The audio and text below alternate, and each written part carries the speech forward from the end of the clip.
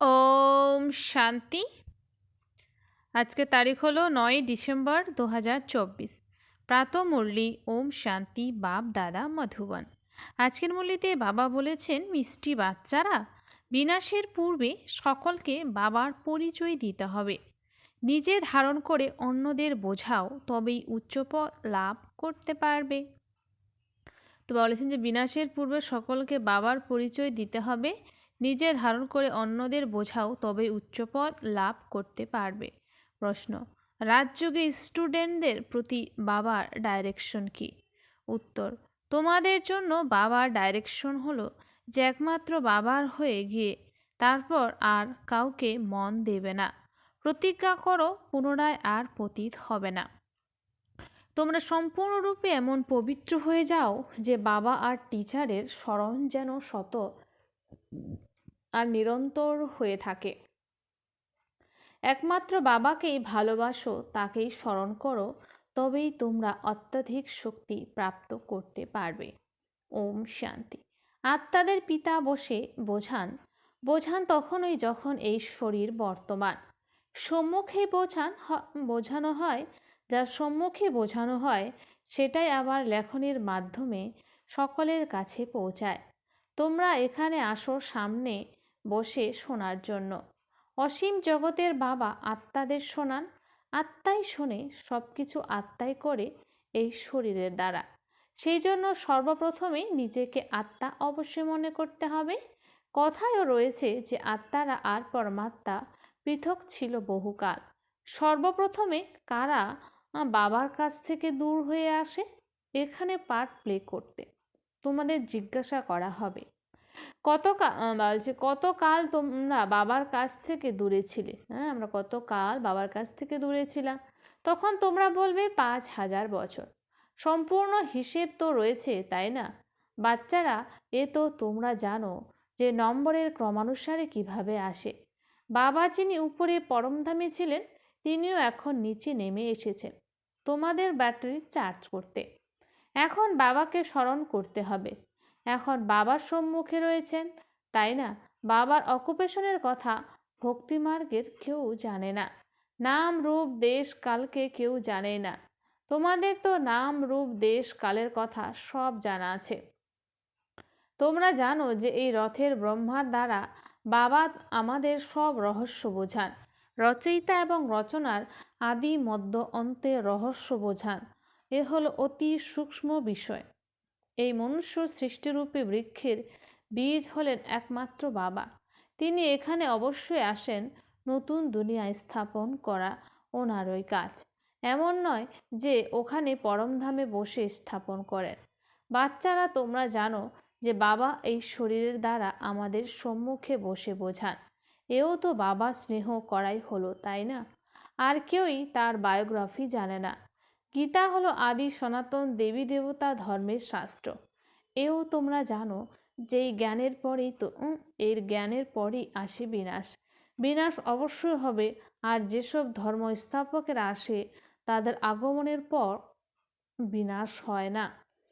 তো ধর্মপিতারা যখন আসে তারপরে কিন্তু আসার পর বিনাশ হয় না। বিনাশের সময় হলো এটা। তাই তোমরা এই জ্ঞান পাও, তা পুনরায় লুপ্ত হয়ে যায়।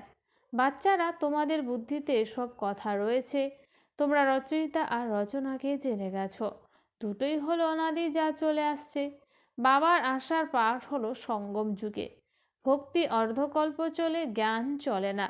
জ্ঞানের প্রালব্ধ বা উত্তরাধিকার বর্ষা অর্ধকল্পের জন্য প্রাপ্ত হয়। জ্ঞান তো একবারই, শুধুমাত্র সঙ্গমই পাওয়া যায়।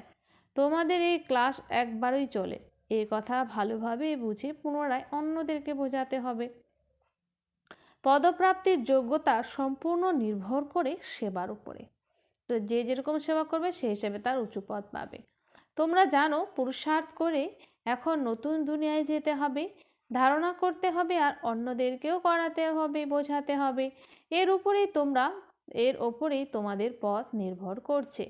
বিনাশের পূর্বে সকলকে বাবার পরিচয় দিতে হবে আর রচনার আদি মধ্য অন্তের পরিচয় দিতে হবে। তোমরাও বাবাকে স্মরণ করো যেন জন্ম জন্মান্তরের পাপ কেটে যায়। যতক্ষণ বাবা পড়াতে থাকেন ততক্ষণ তাকে স্মরণ অবশ্যই করতে হবে। পড়ান যিনি তার সঙ্গে যোগ রাখতে হবে, তাই না? টিচার যখন পড়ান তখন ওনার সঙ্গে যোগ তো থাকে, যোগ ব্যতীত পড়বে কিভাবে?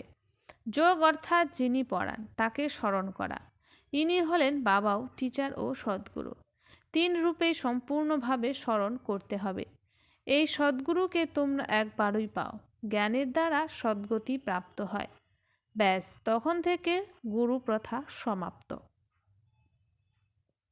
বাবা আর টিচারের রীতি রেওয়াজ চলতে থাকে, গুরু প্রথা সমাপ্ত হয়ে যায়, সদ্গতি লাভ হয়ে গেছে, তাই না?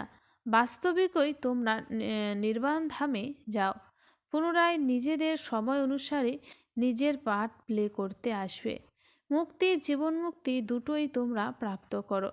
মুক্তি অবশ্যই পাও, অল্প সময়ের জন্য ঘর এগিয়ে থাকবে। এখানে তো শরীরের মাধ্যমে পার্ট প্লে করতে হয়, পরে সব অ্যাক্টর চলে আসবে। নাটক যখন সম্পূর্ণ হয় তখন সব অ্যাক্টররা স্টেজে চলে আসে। এখনও সব অ্যাক্টররা স্টেজে এসে সমাবেত হয়েছে। কত ভয়ানক যুদ্ধ!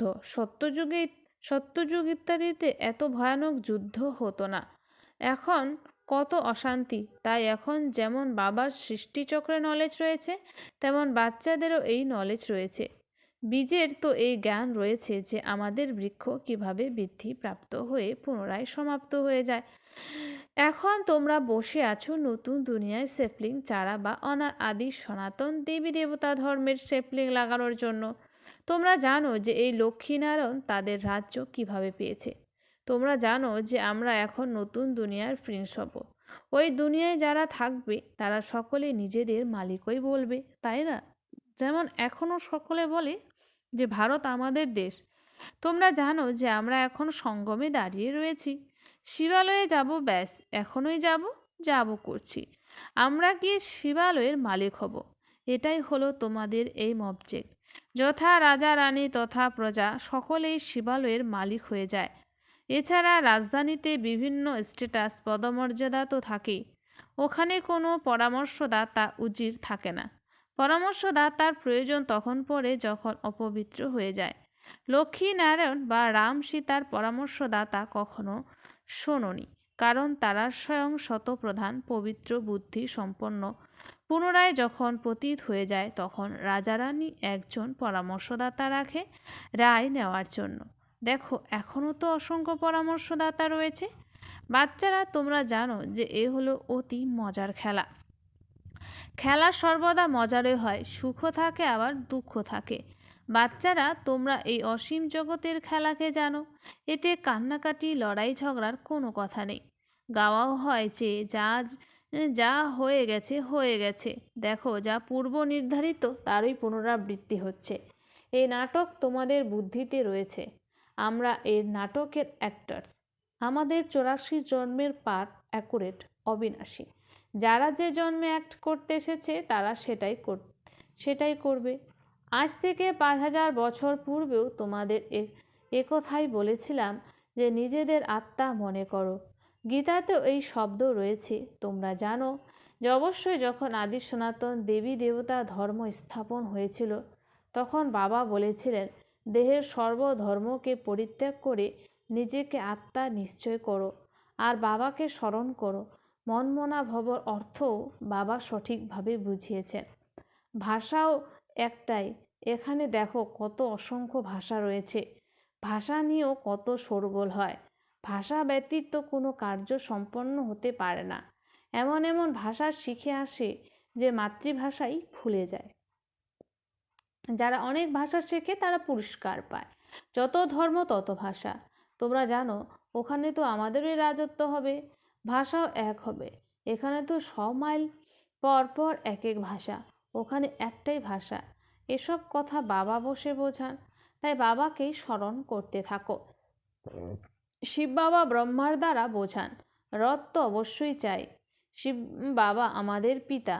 বাবা বলেন আমার বাচ্চারা তো অসীম জগতের, বাবা এনার মাধ্যমে পড়ান, তাই না? টিচারকে কখনো আলিঙ্গন করে কি? না, করে না। বাবা তোমাদের পড়াতে এসেছেন, রাজযোগ শেখান, তবে তো তিনি টিচার হলেন, তাই না? তোমরা হলে স্টুডেন্ট, স্টুডেন্ট কখনো টিচারকে আলিঙ্গন করে কি? একমাত্র বাবার কাছেই নিজেকে সমর্পণ করে আর অন্য কাউকে মন দিও না। বাবা বলেন, আমি তোমাদেরকে রাজযোগ শেখাতে এসেছি, তাই না? তোমরা শরীরধারী, আমি শরীরধারী, উপরে বসবাসকারী।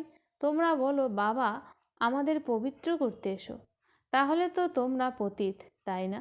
তাহলে আমাকে আলিঙ্গন কিভাবে করবে? প্রতিজ্ঞা করে পুনরায় অপবিত্র হয়ে যায়, তখন সম্পূর্ণ পবিত্র হয়ে যাবে, তখন আবার স্মরণেও থাকবে। শিক্ষককে গুরুকে স্মরণও করতে থাকবে। এখন যদি ছিছি হয়ে অধপতন হয়ে যায়, তবে শতগুণ দণ্ড ভোগ করতে হবে। এনাকে ব্রহ্মা তো মাঝে দালাল রূপে পেয়েছ, স্মরণ ওনাকে শিব মানে শিব বাবাকে করতে হবে। বাবা ব্রহ্মা বলেন, আমিও ওনার চতুর বাচ্চা, কিন্তু আমি কোথায় আলিঙ্গন করতে পারি? তোমরা তো এই শরীরের দ্বারা মিলিত হও, আমি ওনাকে কিভাবে আলিঙ্গন করব? বাবা বলেন, বাচ্চারা তোমরা একমাত্র বাবাকে স্মরণ করো, ভালোবাসো। স্মরণের দ্বারা অনেক শক্তি প্রাপ্ত হয়। বাবা হলেন সর্বশক্তিমান, বাবার থেকেই তোমরা এত শক্তি পাও। তোমরা কত বলবান হয়ে যাও, তোমাদের রাজধানীর উপরে আর কেউই বিজয় প্রাপ্ত করতে পারে না। রাবণ রাজ্যই সমাপ্ত হয়ে যায়, দুঃখ দেওয়ার মতো আর কেউ থাকে না। একে সুখধাম বলা হয়। রাবণ সমগ্র বিশ্বে সকলকে দুঃখ দেয়, জানোয়ারও দুঃখী থাকে। ওখানে তো জানোয়ারদেরও পরস্পরের মধ্যে ভালোবাসা থাকে, এখানে তো ভালোবাসা নেই। বাচ্চারা তোমরা জানো এই ড্রামা কিভাবে আবর্তিত হয়। এর আদি মধ্য অন্তের রহস্য বাবাই বোঝান। কেউ সঠিকভাবে পড়ে, কেউ পড়ে না। পড়ে তো সকলেই, তাই না? সমগ্র দুনিয়ায় পড়বে, অর্থাৎ বাবাকে স্মরণ করবে। বাবাকে স্মরণ করা এও তো পড়া, তাই না?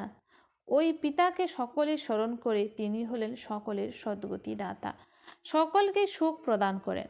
তারা বলেও যে সে পবিত্র করো, তাহলে অবশ্যই এখন পতিত। ওনার এটাই কাজ, তাই ওনাকে আহ্বান করা হয়। তোমাদের ভাষাও কারেক্ট হওয়া চাই। ওরা মুসলিম বলে আল্লাহ, ওরা খ্রিস্টান বলে গড, আবার গড ফাদারও বলে। পরে যারা আসে তাদের বুদ্ধি তবুও ভালো থাকে, এত দুঃখ ভোগ করে না। এখন তোমরা সম্মুখে বসে রয়েছ, কি করছো? বাবাকে ভ্রুকুটিতে দেখো, বাবা আবার তোমাদের ভ্রুকুটিতে দেখেন। যার মধ্যে প্রবেশ করে তাকে কি দেখতে পারি? তিনি তো পাশে বসে রয়েছেন। এ অতি বুঝবার মতো বিষয়। আমি এনার পাশে বসে রয়েছি, ইনিও বোঝেন যে আমার পাশে বসে রয়েছেন। তোমরা বলবে, আমরা সম্মুখে দুজনকে দেখতে পাই, বাবা আর দাদা, দুই আত্মাকে দেখো। তোমাদের মধ্যে এই জ্ঞান রয়েছে যে বাপদাদা কাকে বলে। আত্মা সম্মুখে বসে রয়েছে, ভক্তি মার্গে চোখ বন্ধ করে বসে শোনে। পড়া কি এভাবে কখনো হতে পারে? না, পারে না। টিচারকে দেখতে তো হবে, তাই না? ইনি তো বাবা, টিচারও, তাই সামনে থেকে দেখতে হয়। সম্মুখে বসে রয়েছেন আর চোখ বন্ধ, ঢুলে পড়ছে। এভাবে পড়া হয় না। স্টুডেন্ট টিচারকে অবশ্যই দেখতে থাকবে, তা না হলে টিচার বলবে এ তো ঢুলতেই থাকে, এ যেন কেউ ভাং খেয়ে এসেছে। তো বাবা বলেছেন যেমন, না হলে টিচার বলবে যে তো ঢুলতেই থাকে, এই জন্য কেউ কেউ ভাং খেয়ে এসেছে। তোমাদের বুদ্ধিতে রয়েছে যে বাবা এই শরীরে রয়েছেন। আমি বাবাকে দেখি, বাবা বোঝান যে এ কোনো সাধারণ ক্লাস নয়, যেখানে কেউ চোখ বন্ধ করে বসবে। স্কুলে কখনো কেউ চোখ বন্ধ করে বসে কি? আর কোনো সৎসঙ্গকে স্কুল বলা হয় না। অবশ্যই সেখানে বসে গীতা শোনানো হয়, কিন্তু তাকে স্কুল বলা হয় না। তারা কি কোনো পিতা যে তাদের দেখবে? তা দেখবে না। কেউ কেউ শিবের ভক্ত হয়, তখন তারা শিবকেই স্মরণ করে, শুধু তার কথাই কর্ণগোচর হয়। যারা শিবের ভক্তি করে তারা শিবকেই স্মরণ করবে। কোনো সৎসঙ্গে প্রশ্ন উত্তর ইত্যাদি থাকে না, এখানে থাকে। এখানে তোমাদের আমদানি অনেক, আমদানি হতে থাকলে কখনো হাই ক্লান্তি পারে না। ধন প্রাপ্ত হয়, তাই না? তখনও খুশি হয়। হাই তোলা দুঃখের প্রতীক। রোগগ্রস্ত বা দেউলিয়া হয়ে গেলে তখন হাই উঠতে থাকবে। ধন প্রাপ্ত হতে থাকলে তখন আর কোনো হাই উঠবে না। বাবা আবার ব্যাপারীও, রাতে স্টিমার আসতো, তখন রাতে জাগতে হতো।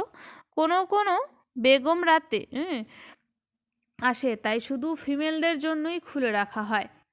বাবাও বলেন প্রদর্শনী ইত্যাদিতে ফিমেলদের জন্য বিশেষ দিন রাখো, তাহলে অনেকেই আসবে। পর্দার আড়ালে ঘোমটার আড়ালে যারা থাকে তারাও আসবে। অনেকের পর্দার আড়ালে থাকে, অনেকেই পর্দার আড়ালে থাকে, মোটর গাড়িতেও পর্দা দেওয়া থাকে। এখানে হলো আত্মার কথা, জ্ঞান লাভ করবে অজ্ঞানতার পর্দা খুলে যাবে। হ্যাঁ, এখানে পর্দা বলতে অজ্ঞান। সত্যযুগে পর্দা ইত্যাদি থাকে না, এ হলো প্রবৃত্তি মার্গের জ্ঞান, তাই না? আচ্ছা, মিষ্টি মিষ্টি হারানিধি বাচ্চাদের প্রতি মাতা পিতা বাপ দাদার স্মরণের স্নেহ সুমন আর সুপ্রভাত। আত্মাদের পিতা তার আত্মারূপী বাচ্চাদেরকে জানাচ্ছে নমস্কার। আমরা সমস্ত আত্মারূপী বাচ্চারা জানাই মাতা পিতা বাপ দাদাকে স্নেহ সুমন আর নমস্কার। ধারণার জন্য মুখ্য সার 1 নম্বর, এ বড়ই মজার খেলা বানানো রয়েছে, এতে সুখ আর দুঃখের পার্ট ফিক্সড হয়ে রয়েছে। এ বড়ই মজার খেলা বানানো রয়েছে, এতে সুখ আর দুঃখের পার্ট ফিক্সড হয়ে রয়েছে। তাই এখানে কান্নাকাটি বা হতাশ করবার কিছু নেই। বুদ্ধিতে যেন থাকে যে এই ড্রামা হলো পূর্ব নির্ধারিত, সেটাই আবার রিপিট হচ্ছে। অতীত অতিক্রান্ত, তাই তাকে নিয়ে চিন্তন করা উচিত নয়। যে অতীত অতিক্রান্ত হয়েছে তাই এটাকে চিন্তন করা উচিত নয়। 2 নাম্বার, এ কোনো কমন ক্লাস নয়, এখানে চোখ বন্ধ করে বসা উচিত নয়। তো বলছে এটা কোনো কমন ক্লাস নয়, এখানে চোখ বন্ধ করে বসা উচিত নয়। টিচারকে সামনে দেখতে হবে, হাই তোলা উচিত নয়।